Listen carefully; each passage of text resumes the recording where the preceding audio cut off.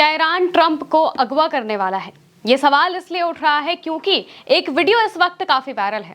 Video में IRGC के commandos दिखाई दे रहे हैं। आईआरजीसी ईरान की फोर्स है और ये मिलिट्री फोर्स एक ड्रिल करती हुई दिखाई दे रही है। मॉक ड्रिल कहा जा सकता है इसे।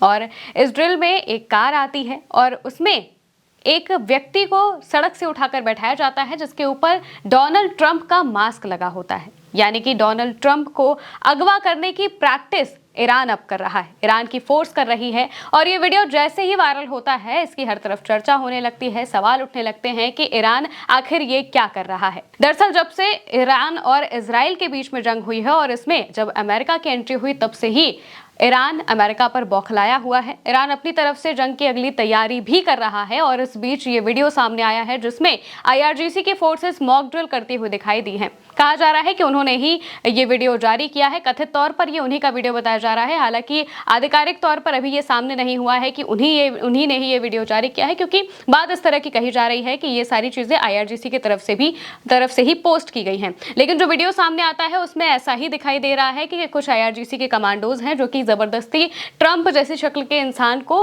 गाड़ी में बैठाते हैं और हाथ उसके बंधे होते हैं और इस तरह की तस्वीरें सामने आती हैं। कहा जाता है कि आईआरजीसी जो है वो प्रैक्टिस कर रही है कि ट्रंप को किस तरीके से अगवा किया जाए। ईरान और इजराइल के बीच में जैसे ही जंग हुई थी तो ईरान ने बार बार अमेरिका को इस बात की चेतावनी दी थी कि आप हमारी जंग में मत आइए, हम आपको कुछ नहीं करना चाहते, ना ही हम चाहते हैं कि आप इस जंग में पड़े। लेकिन जबरदस्ती अमेरिका ने ईरान के न्यूक्लियर साइट्स पर हमला कर दिया था। 3 से ज्यादा न्यूक्लियर साइट्स पर हमला किया गया और इस हमले में ईरान को जमीनी तौर पर काफी ज्यादा नुकसान भी पहुंचा था।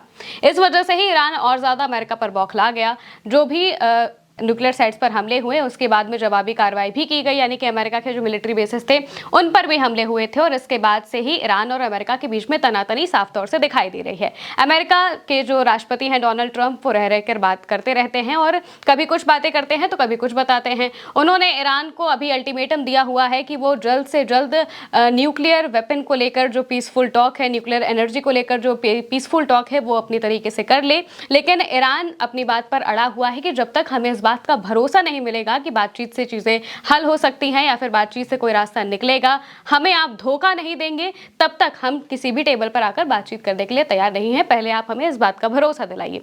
दरअसल जब ईरान और इजराइल के बीच में जंग शुरू हुई थी तो इसमें 13 जून को इजराइल ने हमला किया, लेकिन 15 जून को ही जो ईरान है वो अमेरिका से बातचीत करने वाला था। पीसफुल टॉक्स होने वाली थी न्यूक्लियर वेपन को लेकर और बाकी सारी जो चीजें हैं उनको लेकर पीसफुल टॉक होने वाली थी। लेकिन पहले ही इजराइल हमला कर देता है और अमेरिका ईरान को धोखा देते हुए इजराइल का इसमें पूरी तौर से साथ देता है और उल्टा ईरान पर ही हमले करवा देता है। B-2 बॉम्बर से बड़े बड़े हमले किए जाते हैं। इस वजह से ही ईरान अब पूरी तरह से एक नई जंग की तैयारी कर रहा है। इससे पहले भी जो ईरान के डिफेंस मिनिस्टर हैं उनकी तरफ से बयान आया था कि हम सीजफायर को अभी हम टेम्परेरी ही मान रहे हैं, यानी कि हमें नहीं पता कि कब सामने से हमला हो जाए। इस वजह से हम अपनी तरफ से पूरी तैयारियां कर रहे हैं। जो भी गलतियां हुई हैं और बाकी जो सारी चीजें हैं उनको लेकर भी हम अपनी तरफ से नई वॉर को लेकर तैयारियां कर रहे हैं। क्योंकि अगर ईरान की बात करें तो ईरान अपने जो मिसाइल्स हैं उन्हें भी टेस्टिंग कर रहा है और बाकी उसने एक नया जो एयर डिफेंस सिस्टम है वो भी इंस्टॉल कर दिया है। और इसके अलावा जो बाकी की इंटरनल चीजें हैं उन्हें ठीक करने की कोशिश ईरान की तरफ से लगातार की जा रही है और वो एक तरीके से देखा जाए तो जंग की तैयारियां ही चल रही हैं। दूसरी तरफ अब ये वीडियो सामने आता है जिसमें आईआरजीसी के कमांडोज दिखाई दे रहे हैं। कथित तौर पर वो आईआरजीसी के कमांडोज हैं जो कि ट्रंप को अगवा करते हुए नजर आ रहे हैं, प्रैक्टिस कर रहे हैं वो इस चीज की कि ट्रंप को किस तरीके से अगवा किया जाएगा। इस वीडियो के सामने आते ही कई लोग मीम्स भी बना रहे हैं, कई लोग इसकी आलोचना भी कर रहे हैं कि एक दूसरे देश के राष्ट्रपति को लेकर इस तरीके की चीजें की जा रही हैं, किसी देश में तो ये अच्छा नहीं है और कहीं अगर ये चीज़ें हो रही होती तो उनके खिलाफ सख्त कार्रवाई होती और बाकी सारी चीज़ें होती। लेकिन ईरान ऐसा कुछ भी नहीं कर रहा है। जबकि अगर देखा जाए तो इजराइल ने सरेआम सबके सामने ये कहा था कि जंग तभी रुकेगी जब खामनेई की हत्या कर दी जाएगी, यानी कि एक दूसरे देश के सुप्रीम लीडर की हत्या करने की बात जब इजराइल ने की तो उसे किसी ने आलोचना में नहीं लिया, उसको कोई बात ही नहीं करना चाहता थी कि इजराइल ऐसा क्यों कह रहा है या बाकी कुछ। इजराइल को कुछ भी नहीं कहा गया। लेकिन जब दूसरी तरफ ये वीडियो सामने आती है तो आलोचना की जाती है कि ईरान ऐसा सब कुछ क्यों कर रहा है, जबकि जो ईरान के विदेश मंत्री हैं उनकी तरफ से भी बार बार यही बात कही गई है कि हम तब तक अमेरिका से बातचीत नहीं करेंगे जब तक कि वो हमें भरोसा नहीं दिला देते इस चीज़ का कि हमारी जो न्यूक्लियर टॉक है वो पीसफुल तरीके से की जाएगी और हमें इस चीज़ से फ़ायदा होगा। बार बार जो डोनाल्ड ट्रंप हैं वो ईरान से ये बात कह रहे हैं कि आप न्यूक्लियर